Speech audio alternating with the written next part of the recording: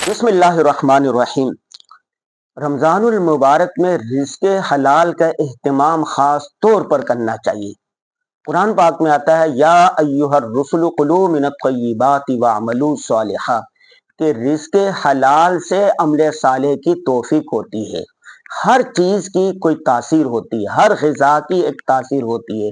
رزق حلال کی ایک تاثیر یہ ہے کہ عمل صالح کی توفیق مل جاتی ہے، اور رزق حرام کی اور نحوستوں کے علاوہ ایک بڑی نحوست ہے کہ انسان کو عمل صالح کی توفیق نہیں ملتی۔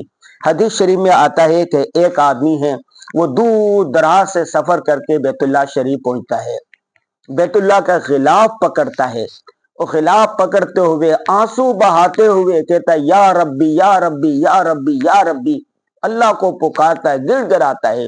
لیکن اس کی حالت یہ ہوتی ہے کہ جو اس نے لباس پہنا ہوتا ہے وہ حرام کے پیسوں کا، جو اس نے لقمہ کھایا ہوتا ہے وہ حرام، جو سفر کے اخراجات ہوتے ہیں وہ حرام، وہ ساری چیزیں حرام ہوتی ہے۔ تو حدیث پاک میں آتا ہے کہ ایسے میں اس کی دعا کیسے قبول ہو سکتی ہے؟ ہرگز دعا قبول نہیں ہو سکتی۔ رزق حلال کا عمل صالح کے ساتھ انتہائی گہرا تعلق ہے۔ آپ نے صبح روزہ رکھا، پورا دن بھوکے رہے، شام کو آپ نے حرام مال سے کسی کا مال غصب کر کے ناجائز طریقے سے کوئی چیز لے کر آگے اس سے حرام مال سے افطار کر لیا، تو آپ کا روزہ کیسے قبول ہوگا؟ تو آپ کو چاہیے ہر لمحے ہر وقت رزق حلال کا اہتمام کرے، خاص طور پر روزہ رکھنے میں اور روزہ افطار کرنے میں رزق حلال کا اہتمام کیا کرے۔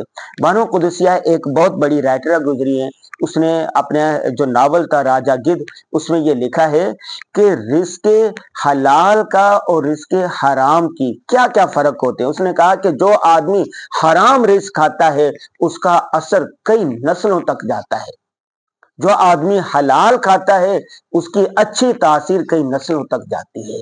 بلکہ دین اسلام میں اور دوسرے مذاہب میں ایک فرق یہ ہے کہ دین حرام میں مسلمان رزق حلال کا اہتمام کرتے ہیں۔ قرآن پاک میں کئی جگہ پر، یعنی 42 جگہ تو مجھے یاد ہے جہاں پر یہ ذکر کیا گیا ہے۔ یہ میری کتاب ہے رمضان ایسے گزارے، اس کے اندر میں نے پورا ایک چیپٹر باندھا ہے کہ رزق حلال پر کون کون سی آیت نازل کی گئی ہیں۔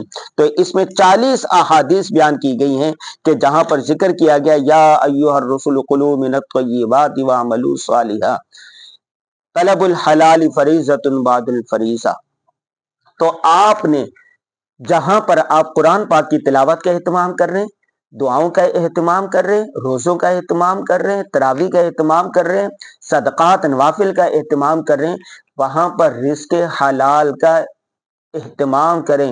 اور آپ نے اگر پہلے کوئی ناجائز کام کیے ہیں، کاروبار آپ کا حرام ہے، ناجائز ہے، سود پر مبنی ہے، تو آپ نے کوشش کرنی ہے کہ رفتہ رفتہ آپ کا کاروبار، آپ کی دکان، آپ کا بزنس حلال ہو جائے۔ فَاسْأَلُوا أَهْلَ الذِّكْرِ إِن كُنتُمْ لَا تَعْلَمُونَ، اگر تمہیں معلوم نہیں ہے اہل علم سے پوچھ لو، اہل علم سے، علماء کرام سے پوچھ کر رفتہ رفتہ اپنے رزق کو، اپنے کاروبار کو، اپنی فیکٹری کو، اپنی کمپنی کو حلال طریقے پر لے آئیں۔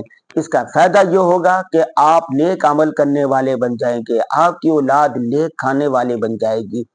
اللہ تبارک و تعالیٰ نے رزق حلال میں برکت رکھی ہے اور حرام میں نحوست اور بے برکت رکھی ہے۔ حرام کا مال جتنا بھی ہو جائے، انجام کار کے اعتبار سے اس کے لیے وبال ہے۔ تو آپ نے آج سے سابقہ گناہوں پر توبہ کرنی ہے اور نیت کر لینی ہے، ہم ہر حال میں رزق حلال کا اہتمام کریں گے۔